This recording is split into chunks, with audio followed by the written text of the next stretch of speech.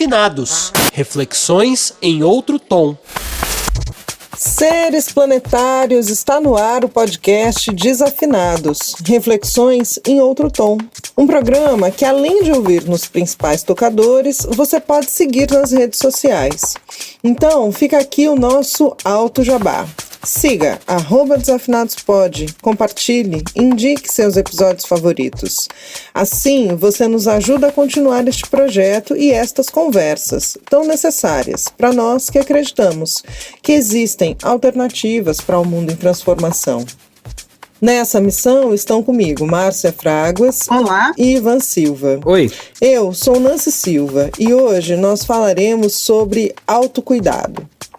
Para conversar com a gente sobre esse assunto que parece moda, mas é de primeira importância, convidamos dois amigos queridos, talentosos, cuidadosos de si e dos outros, Calassa Lemos e Márcio Marques. A percepção que temos de nós mesmos nas dimensões física, mental, emocional e, por que não, espiritual, tem sido drasticamente modificada, esquecida ou reforçada pela pandemia de tal modo que a relação com o nosso universo particular nunca mais será como antes. Questões que não eram urgentes tornaram-se de primeira hora, como, por exemplo, criar uma relação saudável consigo e com o entorno.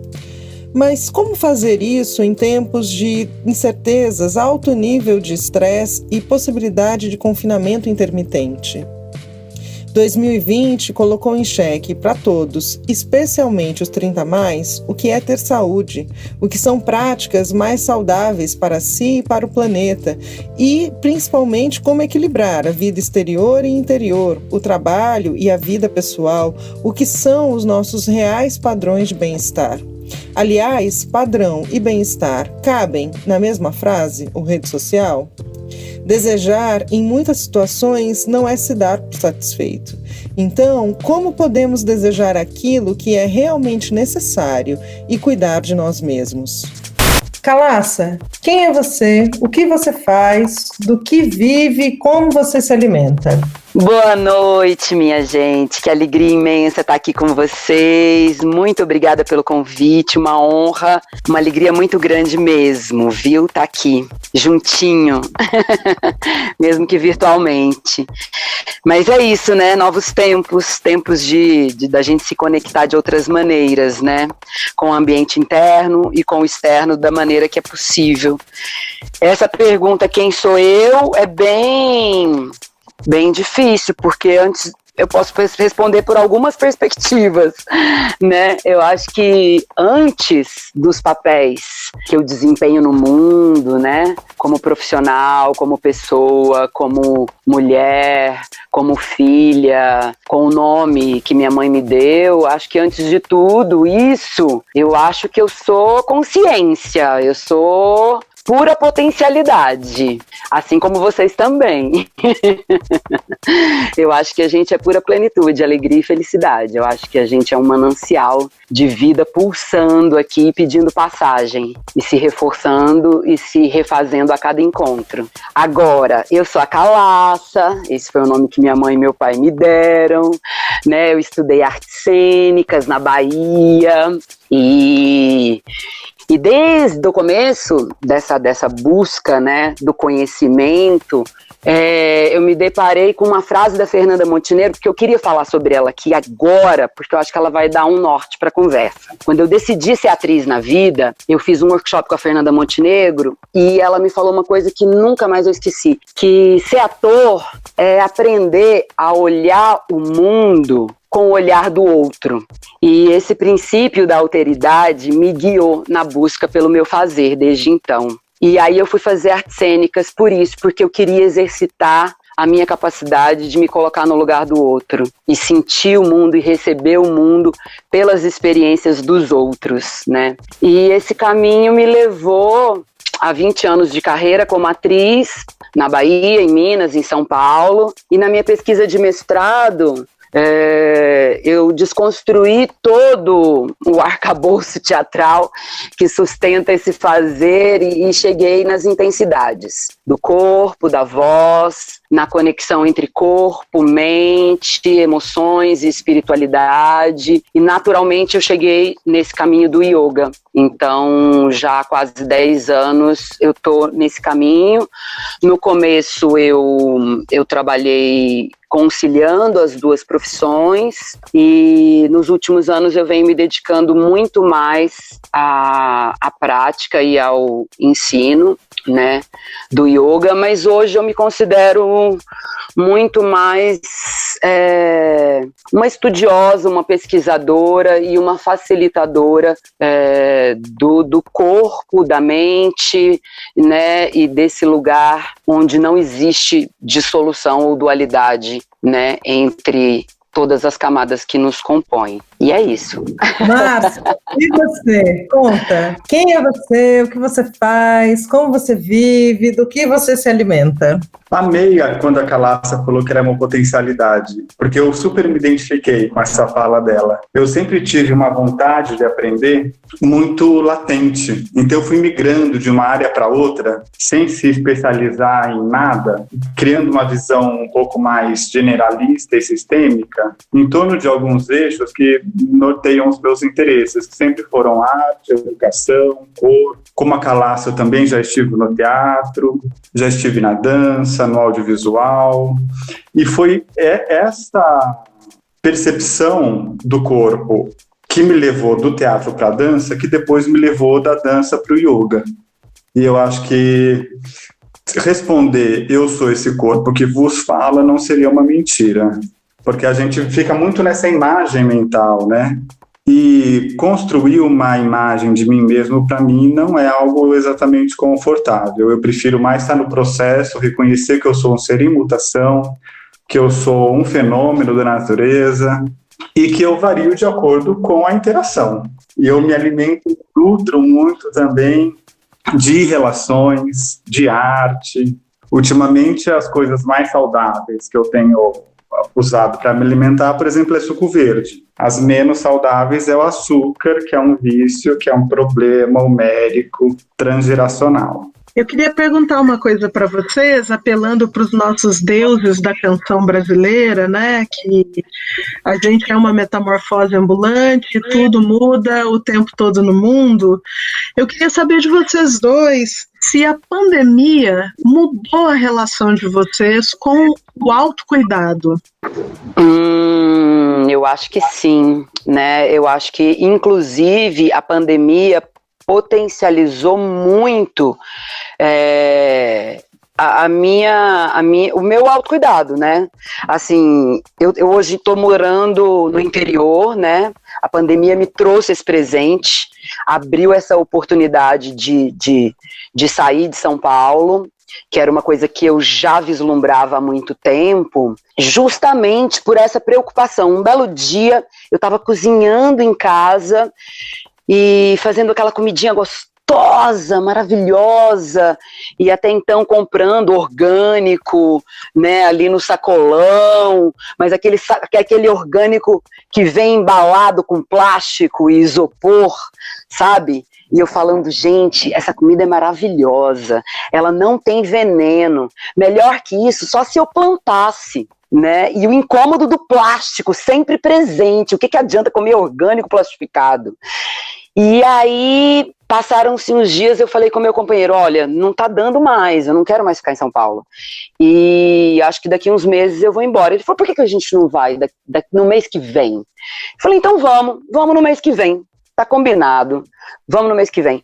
E tudo começou a se abrir, e aí hoje eu tô conseguindo plantar muito do que eu como, né? Então eu me libertei um pouco dessa comida orgânica plastificada, e o que eu não consigo plantar, eu consigo comprar da agricultura familiar, né? Que também não tem veneno, e consigo estar mais próxima de um ambiente que me nutre, que me fortalece, né? E que eu consiga perceber os ciclos da vida, né? E aí, como o Márcio falou, né? Eu acho que a gente se faz na interação, né? Então, o que me afeta, né, me constitui, me refaz a cada encontro, né? Eu acho que a consciência do autocuidado se potencializou muito, desde a alimentação ao habitat, né, onde eu moro, que lugar eu ocupo, a necessidade do sol, a necessidade de espaço, de ar mais puro, e a necessidade do recolhimento, né, para se perceber nesse processo adaptativo que a gente está passando, né, que nos demanda muita energia, né, e que estraçalha a nossa subjetividade. Então, eu acho que é um tempo de recolhimento para se perceber, né? Então, acho que o autocuidado, ele passa, antes de tudo, por esse se conhecer, se perceber, se apropriar das nossas potencialidades, para daí ver como é que a gente se adapta à realidade que se apresenta, né? Quando começou a quarentena, eu estava numa situação bastante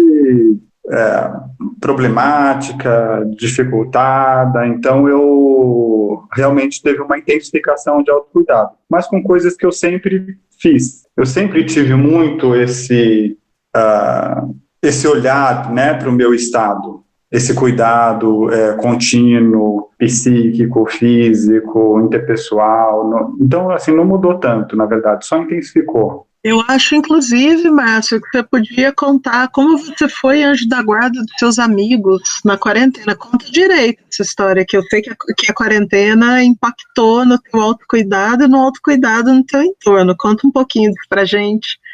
Bom, é que é uma história que pode ocupar toda a conversa.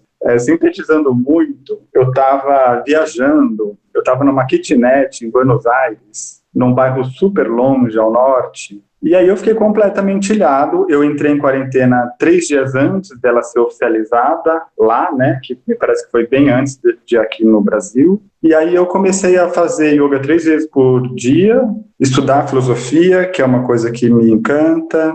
Eu comecei a falar com amigos muito antigos, né, retomei uma rede de cuidado interpessoal, e aí eu comecei a oferecer yoga para os meus amigos que tivessem a fim de fazer. Eu não sou exatamente uma pessoa muito das redes, assim, do marketing. Eu até pensei em fazer umas lives, mas eu preferi primeiro abrir para os meus amigos e para ex-alunos, né? Então rolou esse autocuidado geral, porque na verdade eu estava precisando dar aula de yoga, né? Então, e fazer com o outro também é muito bom para mim. Isso que você está dizendo me leva a pensar o seguinte, é uma questão para vocês dois. Em que sentido vocês entendem que o autocuidado está articulado nas questões coletivas, né? Você, Márcio, falou, né, que você retoma o contato com a yoga e você se autocuida e cuida dos seus amigos, né? Estou pensando nisso. Como é que vocês entendem essa articulação do autocuidado pessoal com questões que são coletivas, como saúde, alimentação, moradia, enfim, pensar o autocuidado para além do eu, né, mas visando aí essa articulação com a comunidade? Olha, eu acho essa pergunta maravilhosa, porque eu vejo por trás dela uma outra pergunta. Até que ponto a sua existência individual merece ser considerada? Esse limite entre você enquanto indivíduo, ele é muito relativo. E a pandemia deixou isso explícito, né? Não existe limite biológico. E agora o caos ambiental também vai deixar isso mais claro. A gente é uma única vida, o planeta inteiro. E a gente é uma única espécie, a espécie humana. Se eu sinto compaixão, eu sinto raiva, é porque isso são propensões psíquicas compartilhadas por gerações e gerações, né? Eu sou um dominó num processo. E tem não sei se é um dito ou um jargão xamânico que eu gosto muito, que é por todas as minhas relações. Então, tudo que eu faço na minha vida, eu faço por todas as relações. Porque, no fim, o que existe é a relação, não são os polos da relação, né?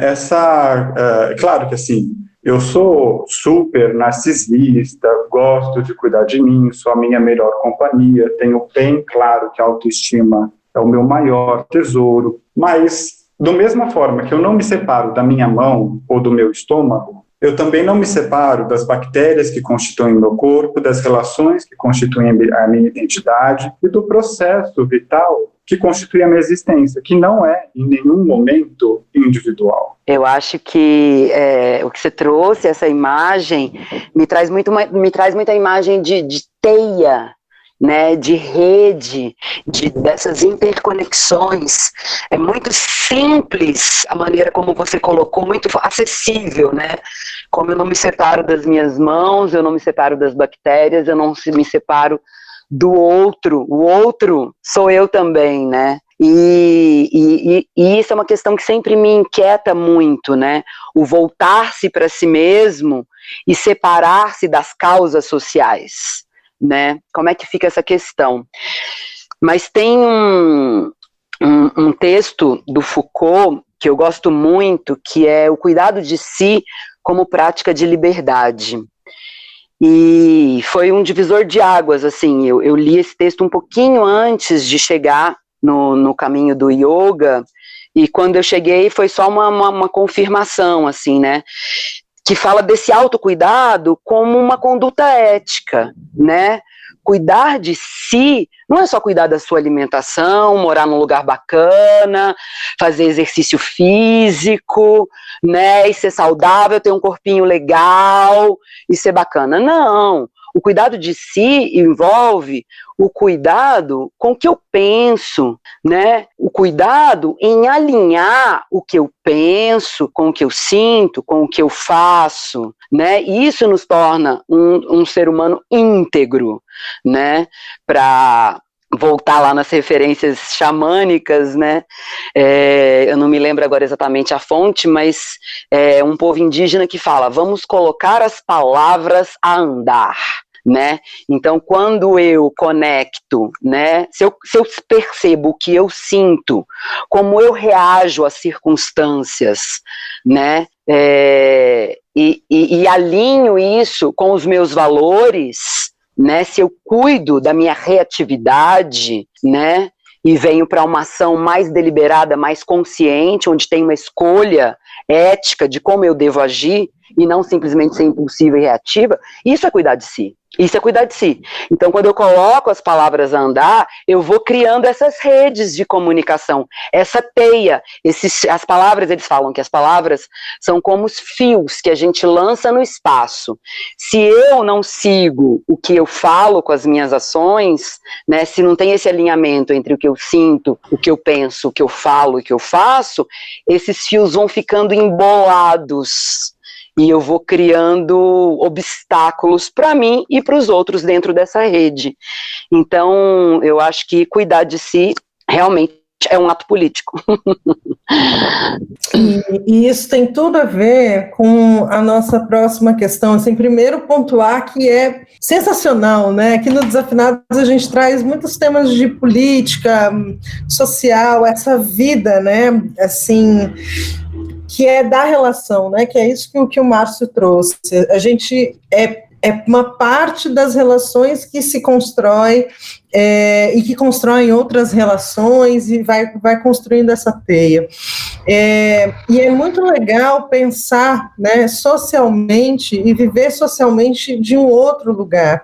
O que essa pandemia trouxe para a gente talvez tenha sido a percepção que muito do que a gente chamava de autocuidado estava terceirizado, né? Sim. Que a famosa o corte de cabelo e manicure na pandemia que não podemos ficar sem. E vocês estão trazendo muitos inputs aqui de autoconhecimento, né? Então, vocês acreditam que dentro do que a gente está vivendo, e com todas as questões, né? A gente acabou de fazer um programa que é o Rindo de Nervoso. Quem não riu de nervoso em 2020 não esteve aqui em corpo presente, né? Mas vocês acreditam que isso pode ser uma mudança efetiva? Que esse momento que a gente está vivendo pode gerar essa mudança do que é a percepção do autocuidado? Manda lá, Calaça. Ai, ótimo, porque essa pergunta é muito boa, porque ela traz exatamente o que eu queria dizer, que é o princípio da autorregulação, sabe? Eu acho que essa pandemia trouxe muito, muito para todos nós essa coisa que às vezes é até chavão, né? A gente não tem que buscar fora, a gente tem que buscar dentro. Mas como é que isso se dá de fato, né? O fato é que a gente vive num mundo que culturalmente a gente aprendeu a delegar ao outro o saber sobre nós mesmos, né? Seja ao pai, à mãe, à escola, ao mestre, ao guru, ao professor, ao Estado, a um governante, né?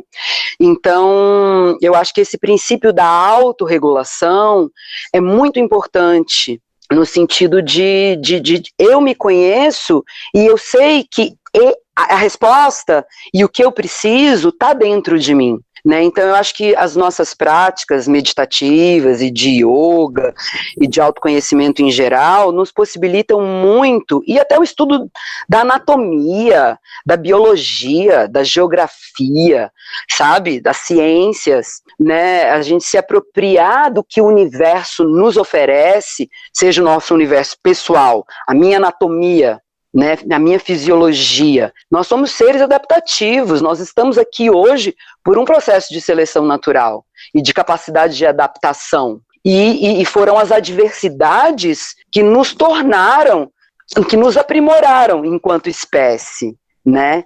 Então, eu acho que esse voltar-se para si, e quando eu falo que eu sou pura potencialidade, e que cada um de nós somos, e somos mesmo, porque todas essas respostas para essas dificuldades estão até na nossa anatomia, né? Essa capacidade adaptativa, ela está aqui. Então, conhecer os nossos recursos, os recursos do nosso corpo, da nossa mente, das nossas emoções, é fundamental para esse processo de adaptação, né? Então, eu acho que buscar em si, né, parar de buscar fora. A gente sempre precisa de uma aprovação, né, de alguém, ou de um sistema, ou de uma instituição, né? Eu acho que essa voz, dessa sabedoria interna, é preciso silêncio, é preciso recolhimento, é preciso aquietar para que essa potencialidade encontre fluxo, né? Se aquietar foi fundamental nesse momento, acho que para todo mundo, né? Porque a gente estava num ritmo muito exteriorizado, em que a gente terceirizava todos os aspectos, né? A sua autoestima às vezes estava na mão dos seus paqueras, ou das pessoas que te olham na rua, ou para a sua roupa, né? Ou para o seu psiquiatra, ou para o seu psicólogo, né? E aí de repente você tinha que lidar consigo mesmo, que é uma coisa da qual a gente desvia o tempo inteiro. Você tinha que lidar com a sua casa, e aí caiu a pergunta no colo: qual é o ambiente doméstico que você criou para si?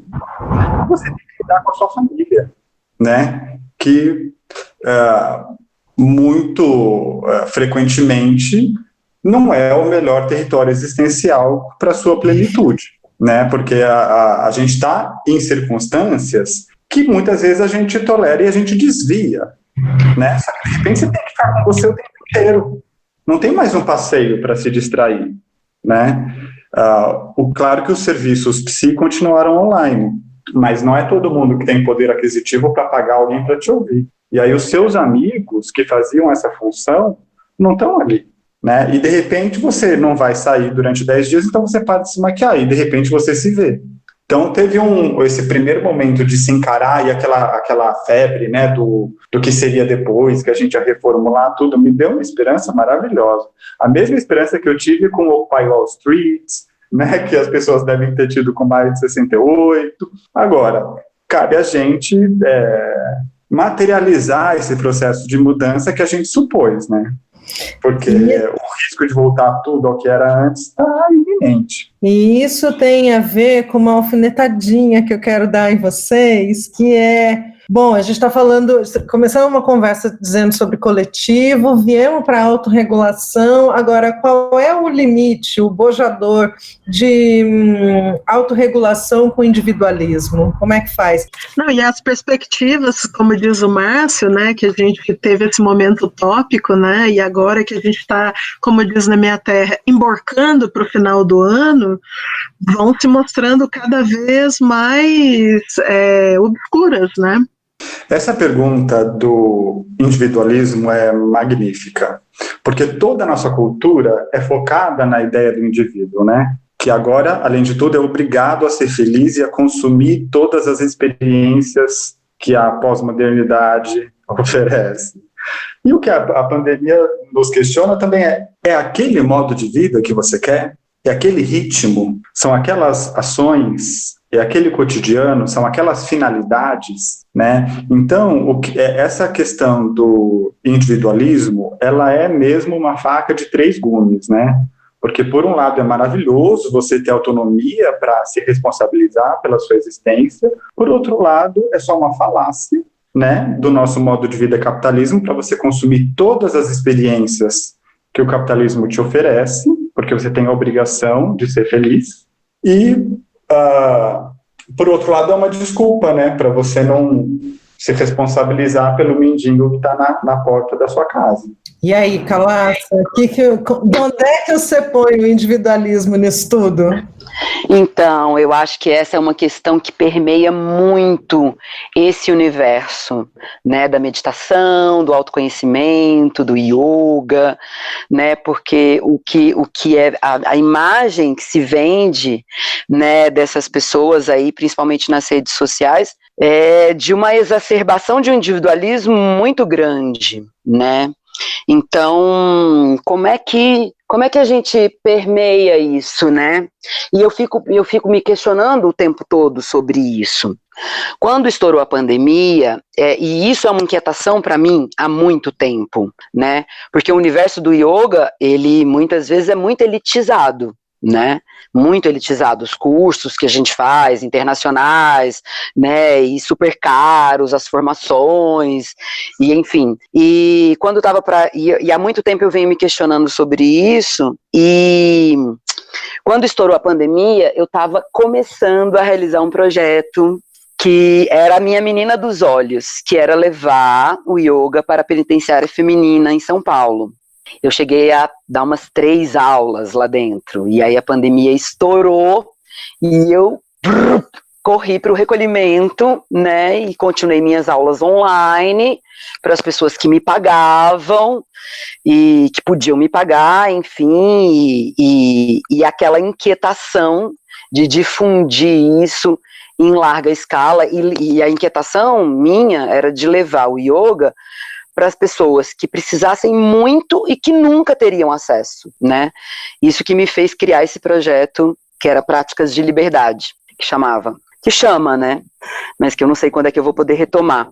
Mas eu tô falando isso porque eu acho que é uma linha tênue, sim, muito grande, mas eu volto na questão ética, sabe? Do cuidado de si. Porque porque eu acho que tudo passa por um lugar do sensível, sabe?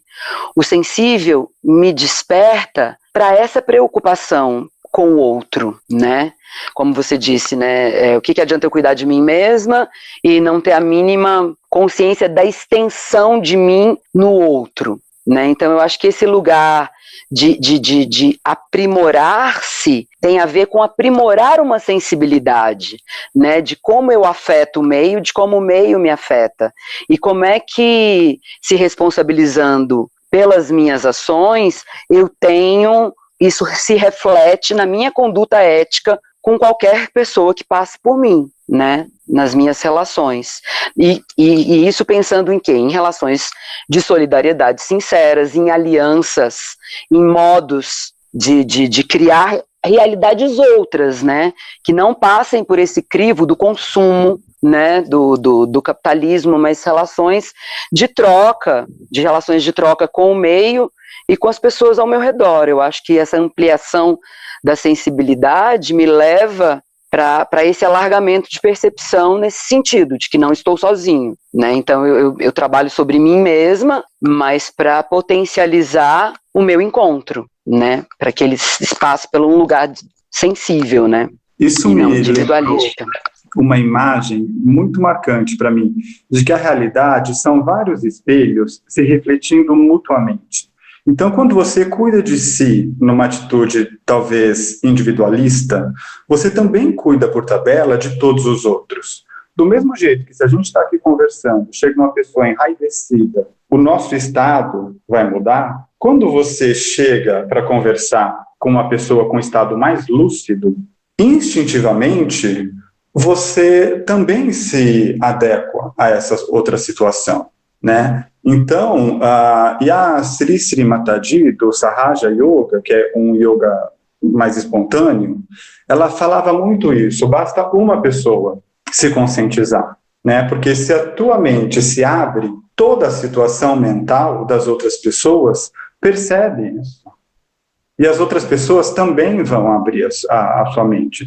Então, se você resolve morar lá na Chapada Diamantina, numa atitude talvez individualista, talvez o seu primo, né, o porteiro vai pensar, nossa, olha que pessoa, que interessante. Também quero, também posso. Então, a sua liberdade, a princípio individualista, acaba gerando outras liberdades no entorno. Eu acho que isso tem muito a ver com esse poder de afetar e de ser afetado, né?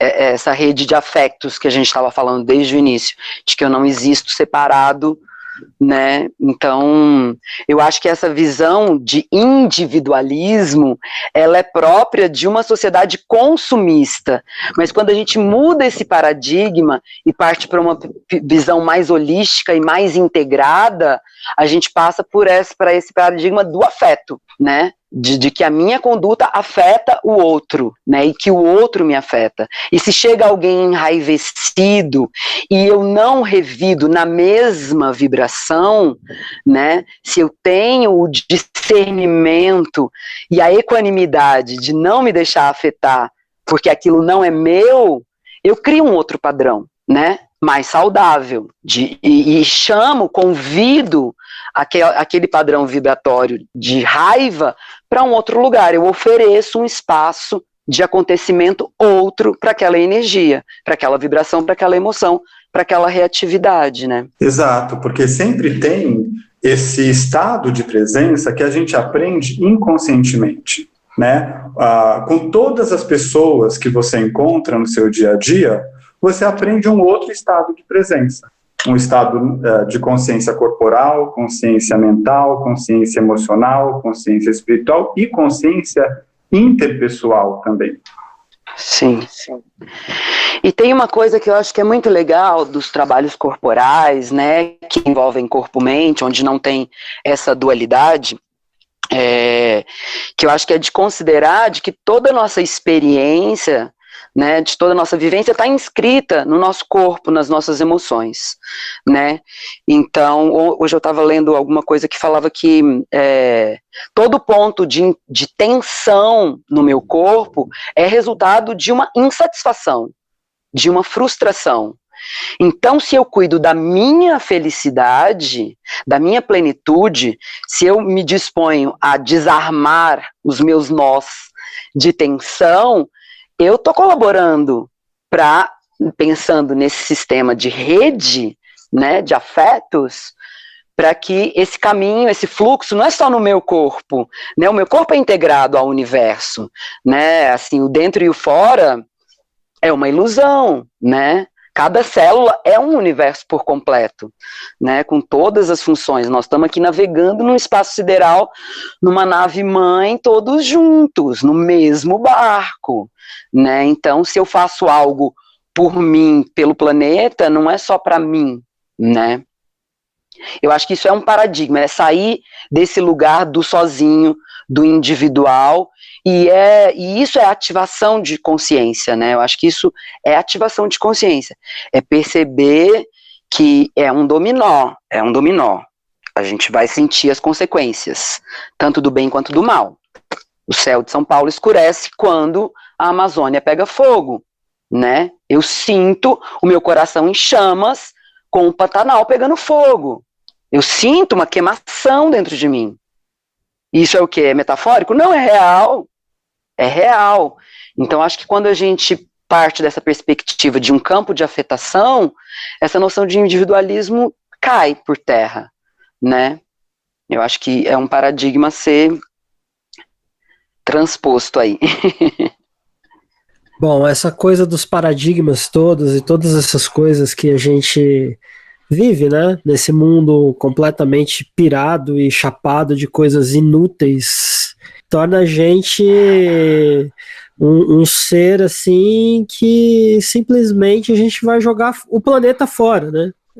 Acaba sendo o grande resultado de tudo é isso, né? A gente foi muito acostumado a falar que o ser humano é um animal social, mas eu acho que isso não cabe mais hoje. O ser humano deveria ser um ser holístico. Ele devia estar engendrado e engatado e respirando e transpirando pelo outro ser humano e pelo planeta que ele vive. É muito bonito o discurso que a gente vê de muitas pessoas falando de si, e esquece do planeta, esquece do cara que está do lado, né? Então, quando vocês falam dessa coisa da rede de afetos, né? Quando vocês falam da coisa da potência, né? De eu sou uma potência. Se todas as pessoas pensarem isso, eu acho que a gente começa a ter um ambiente holístico melhor, um ambiente onde tudo que está à nossa volta começa numa engrenagem, um positivismo que leva a ações melhores, né? E aí eu acho que é muito bacana tudo isso, mas a gente muitas vezes esquece de despertar nas pessoas o que é principal, eu acho, né, na questão do autocuidado, que é a ação, a primeira ação. Ninguém começa a cuidar de si fazendo 30 coisas por dia. Geralmente a pessoa desiste na semana que vem, né? Eu vou parar de comer carne, vou malhar, vou fazer yoga, vou nadar, vou parar de fazer isso, não sei o que, vou comer. Não, a pessoa morre na semana seguinte, né? Porque é muita coisa errada ao mesmo tempo para querer fazer tudo certo no minuto seguinte. E aí, puxando para essa coisa da ação, quais são as primeiras ações para ter o autocuidado do seu horizonte possível, sabe? Olha, Ivan, eu acho que o primeiro possível para um autocuidado é voltar para o aqui e agora. Porque a nossa mente está o tempo inteiro em outro lugar e em outro tempo. Lá na frente, querendo resolver as hipóteses. Se você volta a sua atenção para o seu corpo físico, para o seu estado corporal, você chega no aqui e agora muito rápido, porque essa é a realidade, né? Basta um instante, você pode estar no trânsito, cozinhando, fazendo o que for. E quando você chega no aqui e agora, você se descondiciona, você sai daquele moto contínuo, condicionado, que só repete os ciclos do seu ego. Né? Então você percebe aonde no seu corpo está incomodado e naturalmente você se alivia.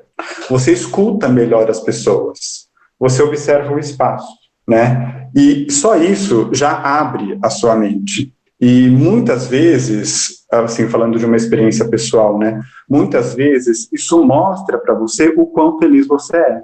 Porque a gente está sempre insatisfeito, querendo isso ou aquilo. No momento em que você se conecta na sua sensorialidade, você percebe que a maravilha é a vida, né? E a nossa existência é maravilhosa. É claro que existe toda uma rede social, cultural, que incute na nossa mente uma série de demandas que criam desconfortos. Mas a realidade no aqui e agora é como a vida é, né? Plena. Muito bom, Márcio. Essa conversa não poderia deixar de ter essa questão da presença, né?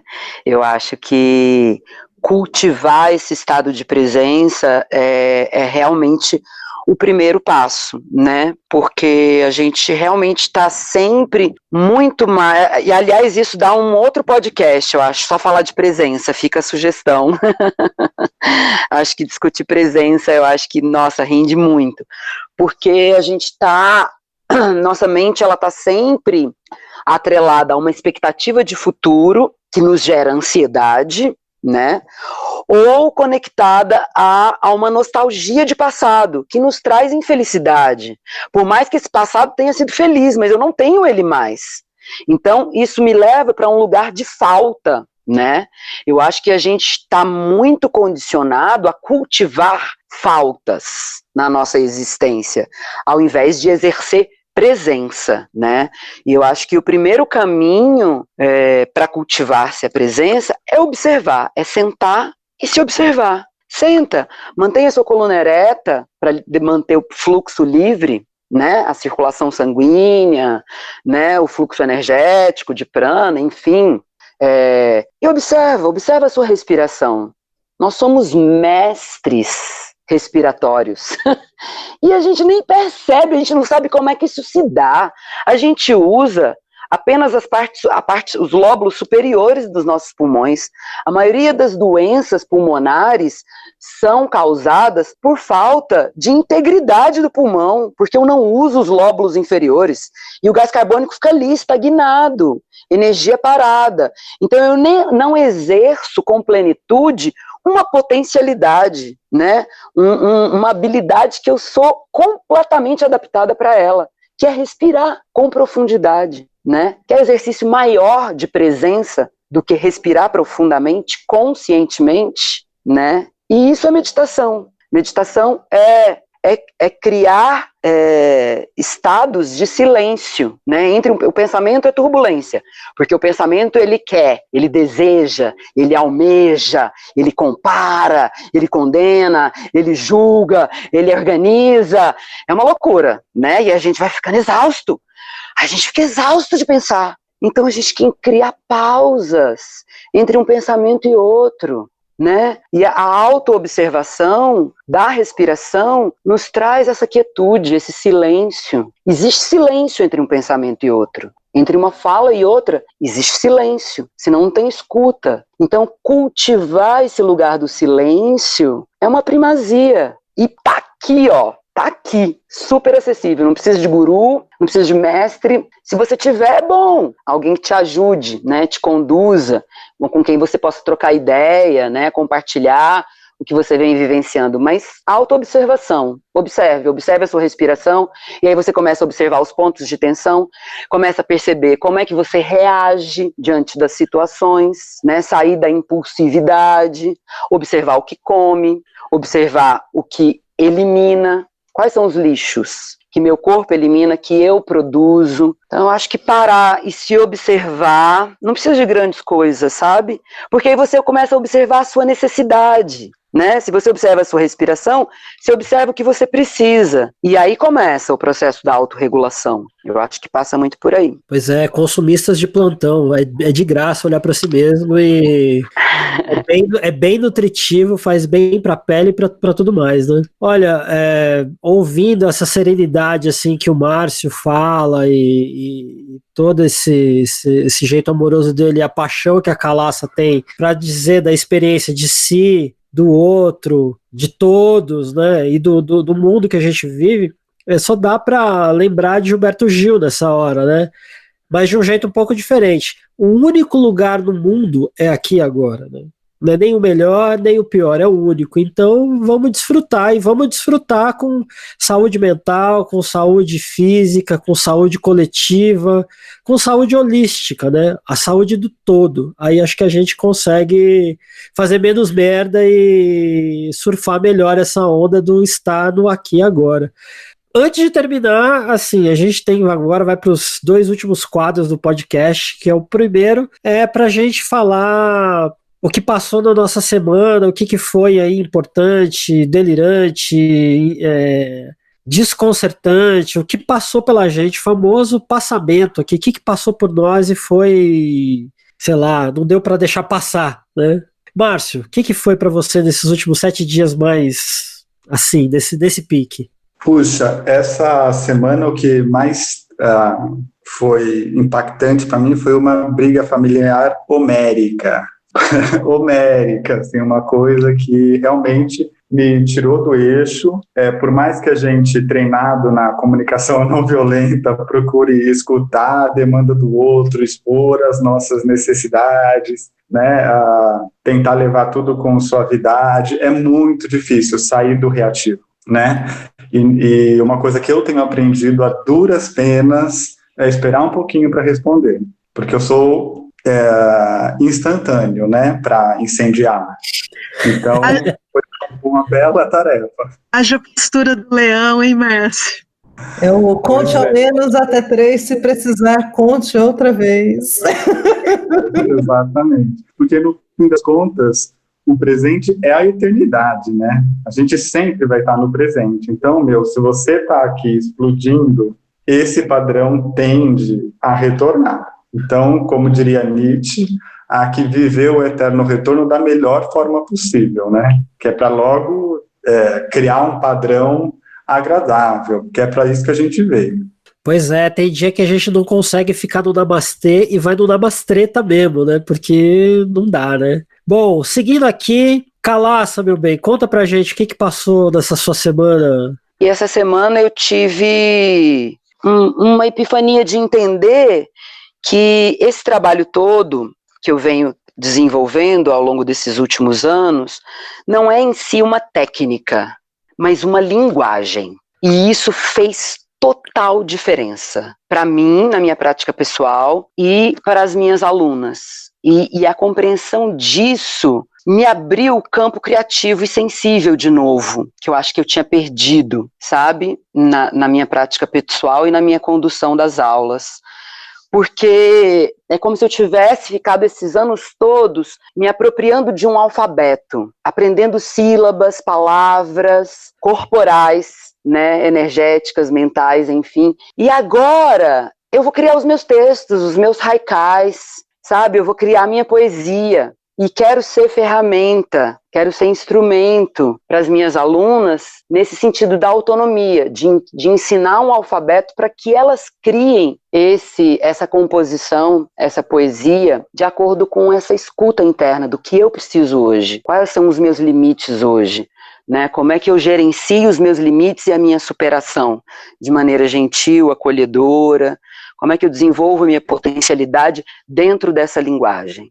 Então é uma coisa muito pessoal, mas que eu acho que tem a ver com toda a nossa conversa, assim, no sentido dessa reinvenção de si, a cada instante, né?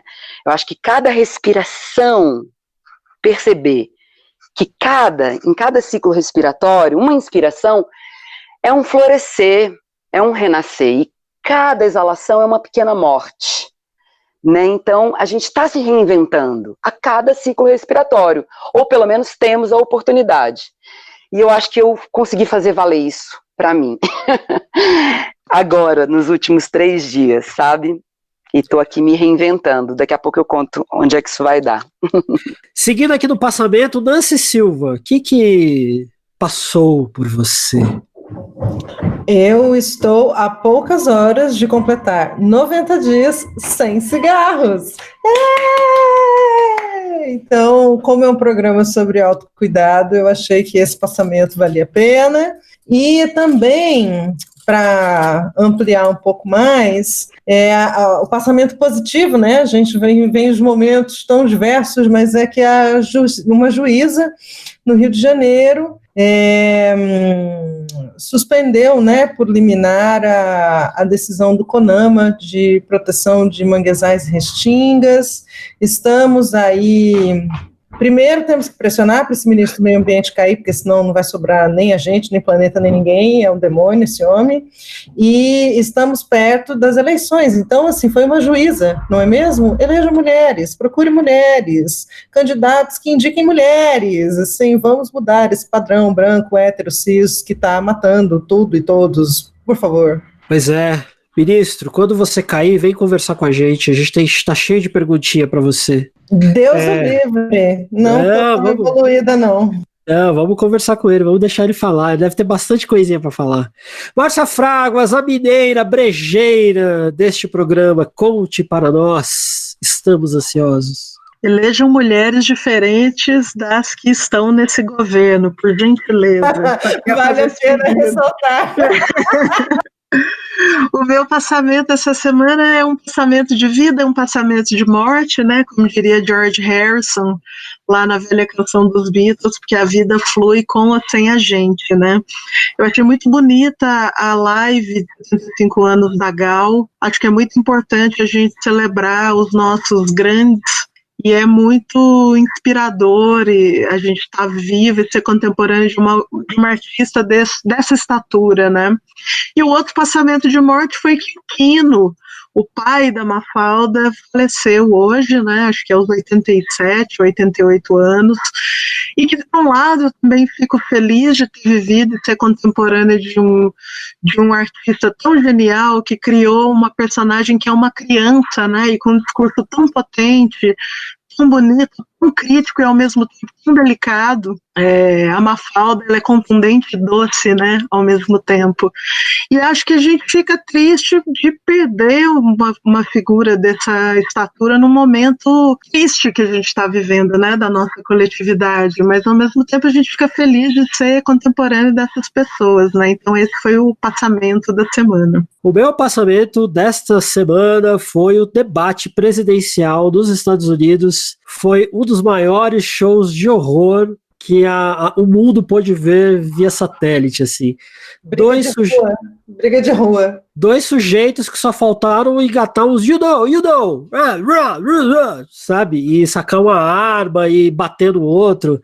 Tanto que o entrevistador, o mediador, na verdade, ele teve que dar um sermãozinho dos dois, porque pareciam duas pessoas saídas da quarta série E, né? Então, isso que passou para mim. Bom, partindo agora para os finalmente, mas antes dos finalmente, eu quero pedir tanto para Márcio quanto para Calaça darem o serviço de vocês, como é que a gente acha, o que vocês fazem para oferecer para as pessoas se cuidarem melhor, que a gente sabe que tem coisa aí boa para o que vocês vão falar. Márcio, fala um pouco mais desse seu tipo de yoga, fala um pouco mais do que você tem para oferecer para as pessoas como, sei lá, uma pessoa que está atenta. Bom, as pessoas podem me escrever um e-mail, marciomcarvalho@gmail.com, ou me procurar pelo Facebook ou Instagram, Márcio Marques de Carvalho, e o que eu tenho feito ultimamente é dado aula de Tantra Yoga online, o que tem sido um desafio, né, porque é uma coisa muito presencial, né. E o Tantra Yoga foi atualizado pelo Sri Sri Anandamurti, da Ananda Marga, para os nossos tempos. Então, ele tem uma visão bastante realista, né, de que a gente está no Kali Yuga, não é o momento que as pessoas vão conseguir sentar em Sahaja Yoga com facilidade, meditar plenamente. Então, é um tipo vinyasa também, os movimentos são feitos em sincronia com a respiração, são poucos asanas por prática, e tem um viés terapêutico, né, mais individualizado, tanto fisicamente quanto psiquicamente. Muito bem, muito bem. E você, Calaça? Dá toda a fita aí. Como é? Explica direitinho o que você está fazendo agora para as pessoas te procurarem. Então, eu continuei, há bastante tempo eu venho... eu escolhi um caminho mais tete a tete, vamos dizer assim, né?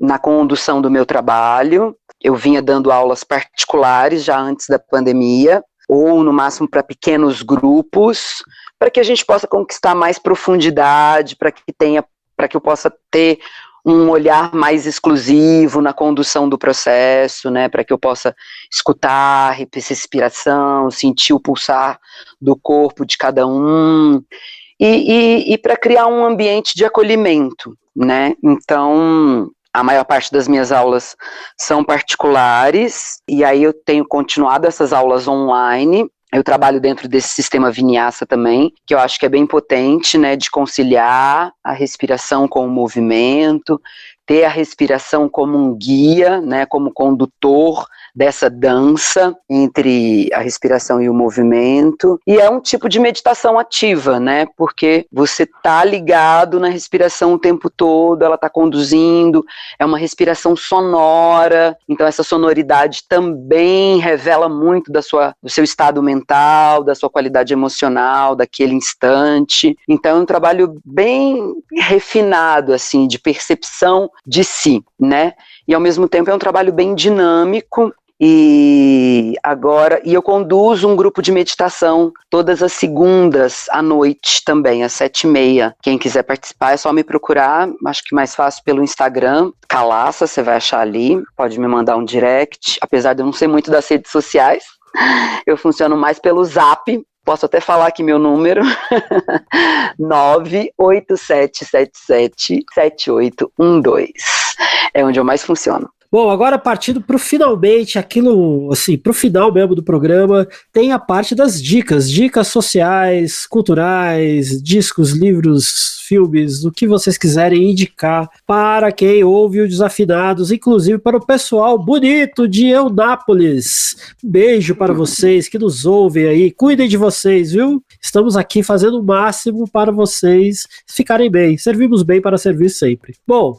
indo para o final, agora é a parte das dicas. E agora a escolha aleatória, como sempre. Márcia Fraguas, o que você indica para a galera aí? Eu indico um livro, como sempre, né? Bem que da última vez eu indiquei filme. É um livro do poeta Rainer Maria Rilke, que saiu pela Martins Fontes, Cartas do Poeta sobre a Vida.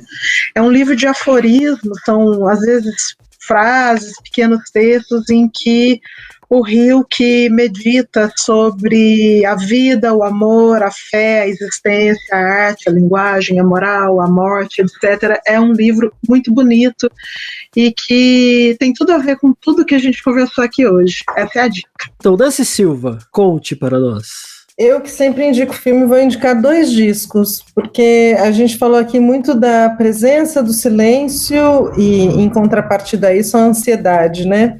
Então, são 2 discos que contêm muitos silêncios. O primeiro é o Padê, do Kiko Dinucci, da Jussara Marçal, que é um embrião do Metá Metá. Esse disco tem canções super bonitas, muitos silêncios, e a presença da deusa, Jussara Marçal, que é uma pessoa que tem uma presença silenciosa. Você, ouvinte, sabe que é uma presença silenciosa, cruze com Jussara Marçal e saberás. E o outro é o Gil Luminoso, que é um disco voz e violão do Gilberto Gil, que tem uma versão maravilhosa de Eu Preciso Aprender a Só Ser, né, que começa com esse tapa na cara, que é tanta coisa para a gente saber o que cantar, como andar, onde ir, o que dizer, o que falar, a quem querer. Se você conseguir responder isso, você chegou lá, né? Pois é, esperamos que todos cheguemos lá, né? Bom, Gil, se você estiver ouvindo, venha conversar com a gente. Estamos ansiosos em poder falar com você. A gente te ama! Pois é. Jussara e Kiko também, se quiserem vir conversar, também queremos conversar com vocês, né? Amamos também. Então, falamos com todos desde que não sejam terraplanistas. Bom, seguindo aqui, Márcio Marques, conta pra gente qual é a sua dica. Bom, acho que a melhor dica que eu posso dar nesse contexto é um livro, A Liberação da Mente através do Tantra Yoga, da Nanda Marga Publicações. Porque ele é um manual super simples, fácil, abrangente, elucidativo, para mostrar como funciona o yoga em relação à mente, ao corpo, ao sistema endócrino, para desmistificar que não é só sexo, embora também seja.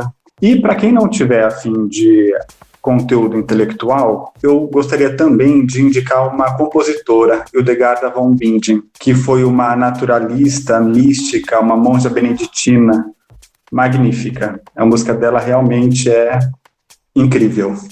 Muito bem, muito bem, muito bem, muito bem. Agora, por último, mas não menos importante, Calaça, conta pra gente qual é a sua dica. Bom, eu gostaria de indicar 2 livros. Um que fez muita diferença para mim, assim, no comecinho da minha adolescência, e que foi um divisor de águas na minha trajetória, que é um livro do Krishnamurti, que se chama Liberte-se do Passado. É um livrinho fininho, de muito fácil assimilação, onde ele vai falar muito sobre a presença, né? Então acho que é super pertinente para esse momento. E eu queria trazer um pouquinho de uma referência, eu não falei de um estudo que eu tenho feito, uma nova formação que eu tenho feito em educação somática, então eu queria trazer um livro que fala sobre mito e corpo, que é uma conversa do Stanley Keleman com o Joseph Campbell, né? Então, onde ele vai trazer um pouquinho dessa humanidade somática, né? Então, fica aí essas 2 dicas que são livros bem fininhos, bem acessíveis. E... posso dar uma terceira dica? Eu lembrei. A Márcia falou do Hilke e eu lembrei do filme Lu Andreas, Salomé, essa mulher maravilhosa que foi amante do Hilke, do Nietzsche, do Freud, que é uma figura incrível. Esse filme é imperdível. Fica a dica. Calaça sabe das coisas. Muito bem. Eu tenho duas dicas. A primeira dica é um disco. Vocês falaram tanto da palavra presença e eu me lembrei de quando eu gravei esse disco. O meu amigo, parceiro que eu amo muito, José Barrichello, que ele sempre foi um sujeito muito atento para como se cuidar de si, né? Veio de uma situação de vida onde estava completamente amalucado e a partir do momento que começou a olhar para si próprio, começou a se sentir um sujeito ainda mais amável, ainda mais doce, ainda mais talentoso. E o disco dele se chama Presença. E a minha segunda dica é: não faça nada por alguns momentos. Feche seus olhos, olhe para dentro de si, respire e cuide da sua vida, né? Que você merece e nós merecemos que você mereça fazer isso. Temos o Desafinados sobre autocuidado. Aê! Muito bom, gente. Muito bom. Conversa inspiradora. Amei. Crescer, a gente vira hippie assim, gente. A pessoa fala que brigou com a família, nem dói. O Desafinados é um podcast feito em parceria com o Centro Cultural Mundo Pensante e a Rádio 9 Minutos. Sigam a gente no Instagram e no Twitter como @desafinadospod. E nós também temos um grupo no Facebook. Além disso, você pode nos encontrar nas redes sociais dos nossos parceiros. A gente quer muito saber o que você achou deste episódio. E se você tem dicas, sugestões, dúvidas, é só contatar a gente nas nossas redes ou aqui mesmo nos comentários do YouTube.